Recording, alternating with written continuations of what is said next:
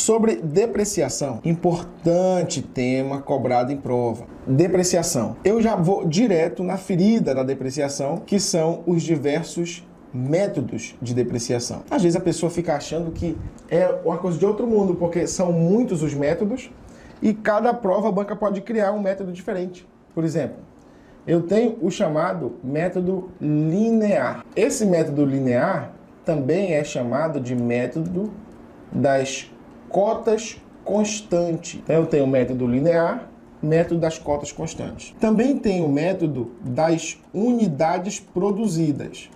Método das unidades produzidas. Outro método muito cobrado em prova é o método das horas trabalhadas. Então, eu tenho o método linear, método das unidades produzidas, método das horas trabalhadas e também aqui eu tenho o método da soma dos dígitos. Ok. Outro detalhe é que eu já vi a banca, foi a banca que aplicou a prova no Conselho Federal de Contabilidade, ela criou aqui o método do quilômetro rodado, que é o método do quilômetro rodado. Você vai perceber que os métodos podem ser inúmeros, mas todos os métodos para cálculo de depreciação devem ter algo em comum. Todos eles possuem vida útil. Por quê? A depreciação é simplesmente uma redução sistemática do valor do ativo. Então, você vai obedecer um determinado sistema. Então, a depreciação torna-se uma redução sistemática de um ativo ao longo da vida útil. Então, uma depreciação ocorre como redução sistemática de um ativo ao longo da vida útil. A redução sistemática de um ativo pode ocorrer por meio de depreciação, é isso, por meio de amortização, por meio de exaustão. Então, a redução sistemática ocorre não porque houve um evento, aconteceu alguma coisa, não. O que pode causar a depreciação de um ativo? O que pode causar essa depreciação? Pode ser causada por ação da natureza. Essa ação da natureza pode estar em prova como ação do tempo, né? Então, ação da natureza, sol, chuva, calor, frio, sereno. Então, ação da natureza pode ser causada também por uso, cuidado. Não significa que apenas o mau uso causa depreciação. O mau uso pode ser capaz de acelerar a depreciação. Mas o que causa a depreciação é o simples uso, não precisa ser um uso de forma incorreta. Então, ação da natureza, uso ou ainda a obsolescência, quando aquele ativo se torna obsoleto. Obsolescência. O ativo se torna obsoleto. Um detalhe aqui, um ativo que se torna obsoleto é porque esse ativo ele simplesmente está ficando ou entrando em desuso. Imagina aí a máquina de escrever, né? Aquela com fita, máquina de escrever. É um item que se tornou obsoleto, né? Você já não acaba não usando com tanta frequência. Ok.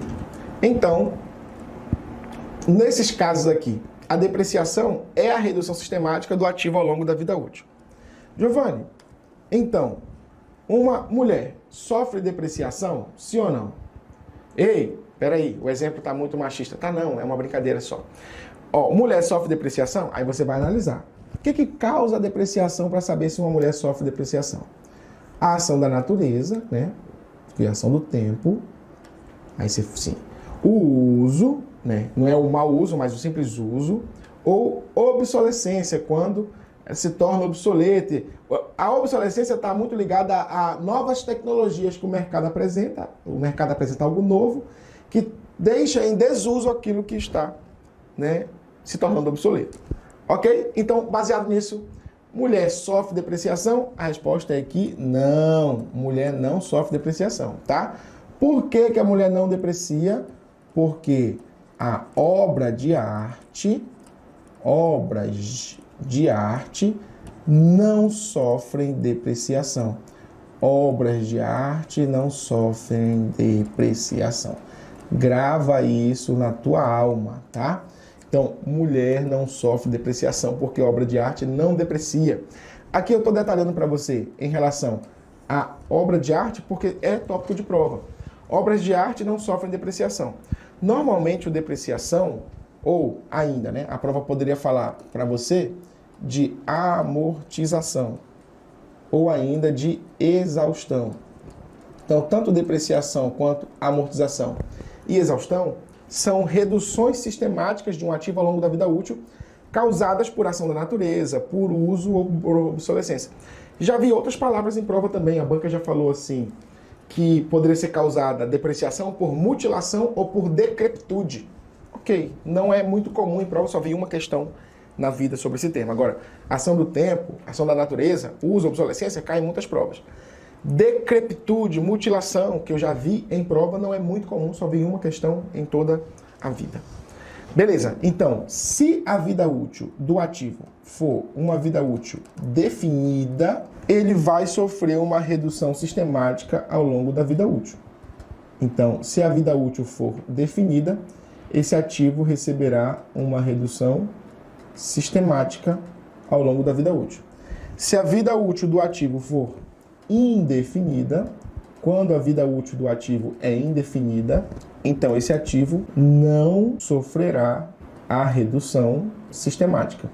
Entenda que eu estou usando a palavra redução sistemática, o termo redução sistemática, para englobar depreciação, amortização e exaustão, que são aqui, para nós, né, exatamente exemplos, são exemplos de reduções sistemáticas que a entidade deve reconhecer ao longo da vida útil. Portanto, se o ativo tem vida útil ilimitada, ele não vai sofrer depreciação, nem amortização, nem exaustão. Porque só dá para calcular depreciação, amortização e exaustão se o ativo tiver uma vida útil definida. Aí, quando a vida útil é definida, vai sofrer uma redução sistemática ao longo dessa vida útil.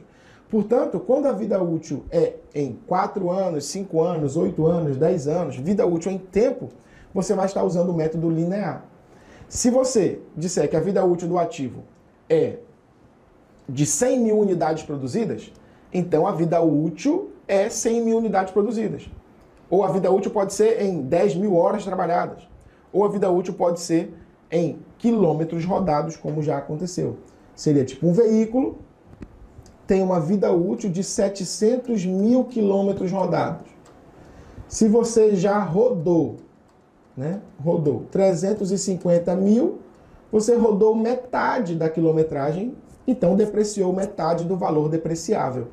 Então, a métrica que a gente vai usar sobre hora trabalhada, sobre unidade produzida, tempo, é só para estabelecer a vida útil. Beleza. Um detalhe aqui. Para que você entenda 100% a depreciação, é importante que você tenha clareza de que a depreciação, para nosso bizu, nós vamos usar uma estrutura para calcular a depreciação. Pronto. Lógico, essa estrutura vale para calcular a amortização, para calcular a exaustão também. Como é essa estrutura? A estrutura é o seguinte: você vai começar do valor da aquisição desse ativo. Então, do valor da aquisição do ativo, você vai somar todos os adicionais que são necessários para deixar o ativo em condições de uso. Então, os adicionais são os gastos necessários, a entidade incorreu naqueles gastos, porque são necessários para realizar ou para concretizar, ou melhor, para deixar o ativo em condições de uso pretendidas pela administração. Então, deixar o ativo em condições de uso pretendidas pela administração. Beleza? O esquema vai ficar legal para você. Então, o que é o valor da aquisição? O valor da aquisição seria, por exemplo, poderia falar assim para você: comprei uma máquina de 100 mil, mas a máquina, eu não comprei a máquina para a máquina ficar parada, eu preciso da máquina instalada. Então, o gasto com a instalação incorpora o valor da máquina? Sim, porque é um gasto adicional necessário para deixar esse ativo em condições de uso. Quando você adiciona essa informação dos gastos adicionais, você vai encontrar o valor do imobilizado. Lógico, será o valor do imobilizado se esse valor for um imobilizado adquirido. Mas pode ser o valor de um intangível, se você comprou uma marca, comprou uma patente. Ok, esse valor do imobilizado seria o valor da aquisição mais os adicionais, as Resultado do valor do imobilizado. Desse valor do imobilizado, você vai subtrair o valor residual. O que vem a ser valor residual? O valor residual é o valor que um ativo estará valendo com uma estimativa, né? Você estima que ao término da vida útil, aquele ativo ainda terá algum valor. Por exemplo, se eu comprei um carro por 100 mil reais, o carro está no meu imobilizado, porque é para uso, o carro de 100 mil reais tem uma vida útil de 5 anos pela tabela do imposto de renda, para fins de cálculo de depreciação. Então, 100 mil reais para 5 anos. Você sabe que depois de 5 anos, o carro já não vale os mesmos 100 mil reais. Mas a pergunta é, esse carro que você comprou por 100 mil, usou durante 5 anos, não vale mais absolutamente nada, ou ainda vale alguma coisa? Aí você vai dizer, pô, ainda vale alguma coisa ainda. Se ele ainda vale alguma coisa, é porque o valor residual desse ativo, ao término da vida útil, é essa estimativa que você fez. Então eu estimo que eu comprei um carro por 100 mil, vou usar 5 anos e ao término dos 5 anos, o valor será 30 mil para esse ativo. E aí você tem, então, um valor residual. Então, o valor residual é, para a entidade, o valor residual seria uma estimativa do valor do ativo após, né, ou ao término da vida útil do ativo. Portanto, o que a gente quer deixar claro aqui para você é que o valor residual não sofre depreciação. Essa é a principal informação. O valor residual, ele não sofre depreciação. Ele não deprecia. Então, o valor residual não sofre depreciação. O valor residual não deprecia. Pronto.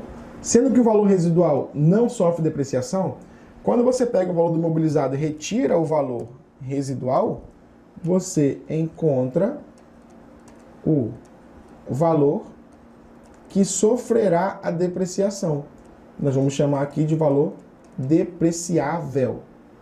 Esse valor depreciável é que sofrerá a depreciação. O valor depreciável será dividido pela vida útil do ativo. Então, o valor depreciável você vai dividir pela vida útil do ativo.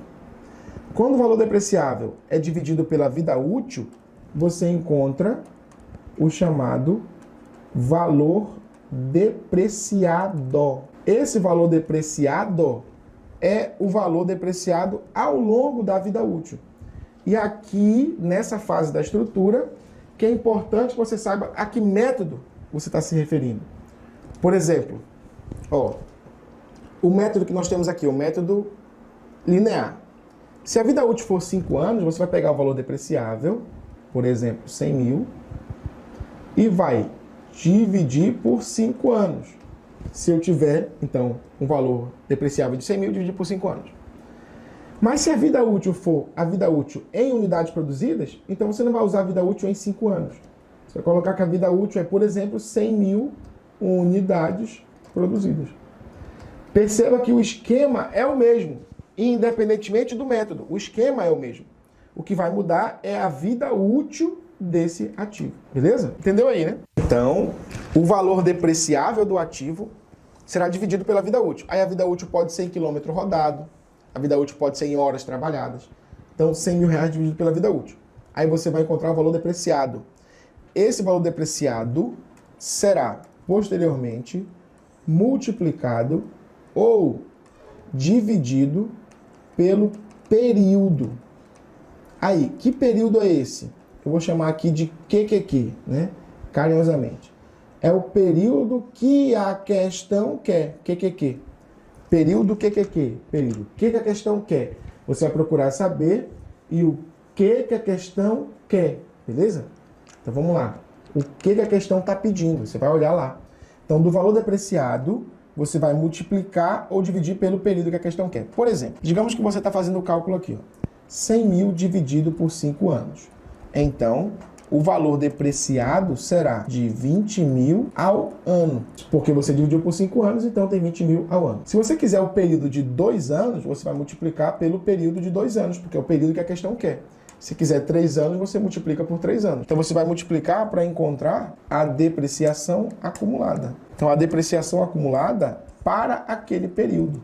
Então, você vai multiplicar aqui para encontrar a depreciação acumulada para o período que você quer. Beleza, mas e se a questão quisesse o período de 1 mês só e não de 2 anos? Então você já tem o valor ao ano, 20 mil ao ano. Aí você vai dividir por 12 meses.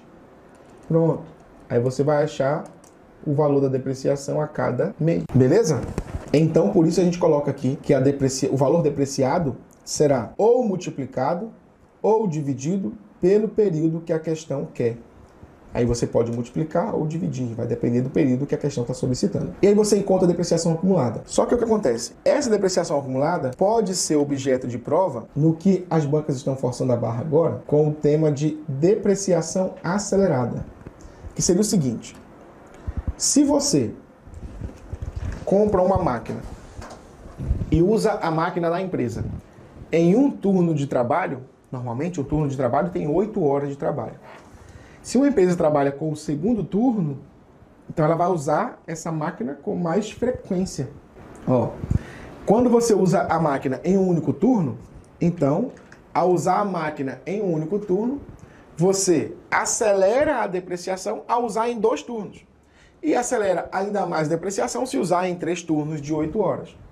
Então, como é que a gente faz para calcular, caso a questão diga que houve a depreciação acelerada?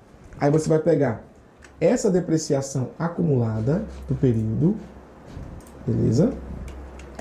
Você vai buscar a depreciação acumulada e essa depreciação acumulada você irá multiplicar por um desses fatores aqui, ó. Ou vai multiplicar por 1, então a multiplicação é para ser multiplicação por 1,5 ou por 2. Então como é que você vai fazer? A depreciação acumulada vai ser multiplicada por 1 se a entidade usa em um único turno. Então se ela usa em um único turno de 8 horas, então é a própria depreciação acumulada. Só que se a entidade usar em 2 turnos de 8 horas, então 16 horas por dia, então eu tenho que multiplicar por 1,5. E aí você já vê uma pegadinha muito aloprada da banca. A banca vai dizer para você, e é capaz de que muita gente concorde, vai dizer assim, ó, a empresa usava a máquina durante um turno e agora está usando em 2 turnos. Então a depreciação é o dobro, certo ou errado? Errado. Né? Não é o dobro, não. Só aumenta em proporção da metade. Ó. Então o valor da depreciação acumulada multiplica por 1,5 quando é 2 turnos. Só vai ser o dobro da depreciação quando usado em 3 turnos. Então, quando usado em 3 turnos, multiplica por 2 o saldo da depreciação acumulada. Quando usado em 2 turnos, multiplica por 1,5. Quando usado em um único turno, multiplica por 1 apenas. E aí você tem a depreciação acumulada multiplicada por 1, 1,5 ou 2. Só são esses 3 fatores de multiplicação aí. Tranquilo?